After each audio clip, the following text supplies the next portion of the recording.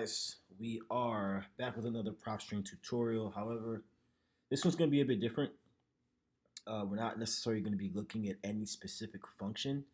What I'm going to be going through is kind of just showing you guys how I kind of find these different functions and filters in PropStream. It's really just about playing around and just seeing what you can find. Just let's just pick a random city. Let's pick Dallas, Texas, or something. So sometimes I just come into PropStream and I just kind of play around with the filters and see what pops up. So I'll just let me click bank owned and just look around, see what bank has it or what holdings company has it. Let me see.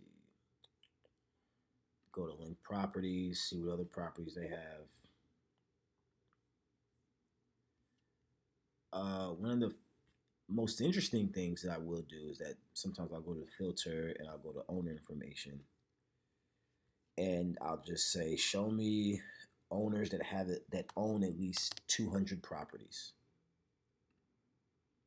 just to see what pops up. And it's funny because look, there's 208 people that have at least 200 properties. So I'll say, okay, let me go see who are those entities or who are those individuals.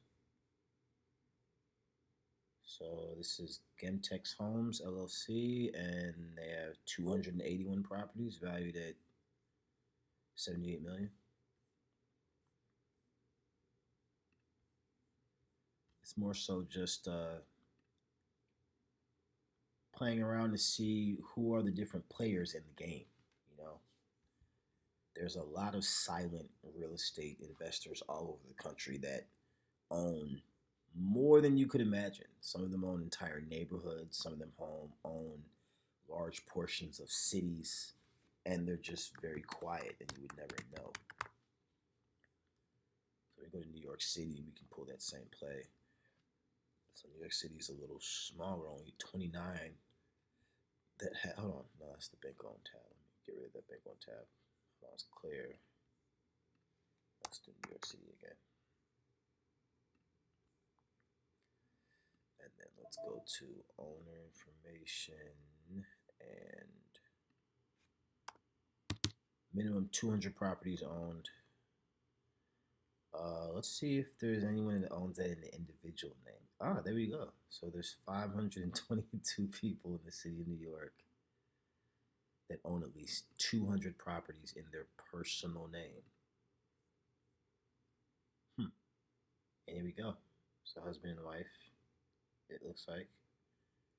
Let's see what their portfolio is looking like. All right.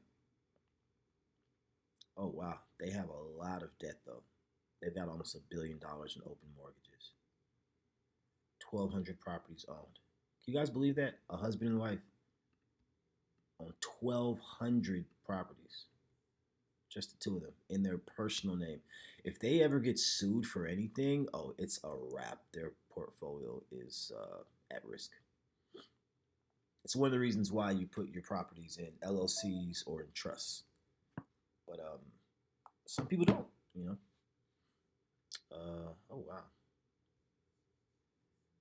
Let's see. Let's look at mortgage and transaction history. All right. Yeah, they do finance quite a bit of their properties, which is not necessarily a bad thing.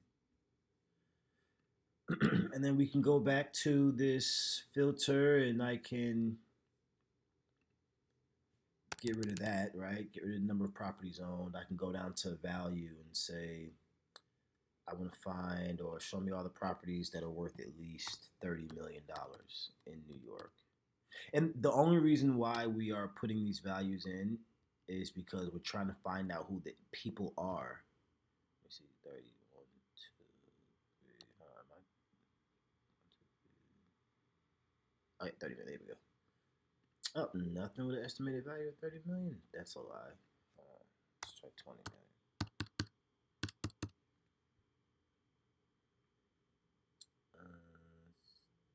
Oh, that's 2. Give me 20. All right, hold on. Let's try equity. 20 million in equity. Come on. Oh, $20 million equity probably won't be an individual name. Let's do take this value down.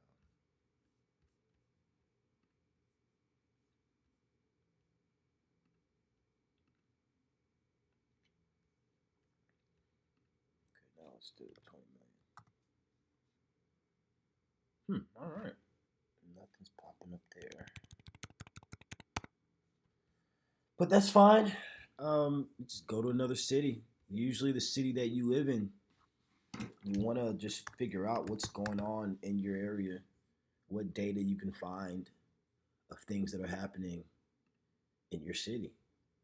And there's a ton of filters you can just play around with. You don't have to actually always know what you're doing. You just have to get very, very comfortable with knowing how to use the platform. And then your creativity will just take over and you'll find so many ways to do so many interesting things with this, which is what this series is about. Is showing you guys how to do functions, how to use certain filters that you would never ever think of to help you get to the result that you're looking for. A lot of these features and filters that I've kind of played around with and mixed matched and things like that, I'm pretty sure PropStream doesn't even know that you could do that. We found Bill Gates's phone number and email address. We found David Beckham's phone number and email address. We found Drake, Aubrey Graham's phone number and email address for a property he purchased in California a few years ago. I do, however, think he sold that property as of now. But yeah. So we're going to continue with the series and bring you more videos on how to use PropStream. So you guys just keep checking back in. And I got some great stuff coming for you, I promise. Please like, comment, and subscribe, and get a free trial of PropStream for 7 days in the description. All right, see you later.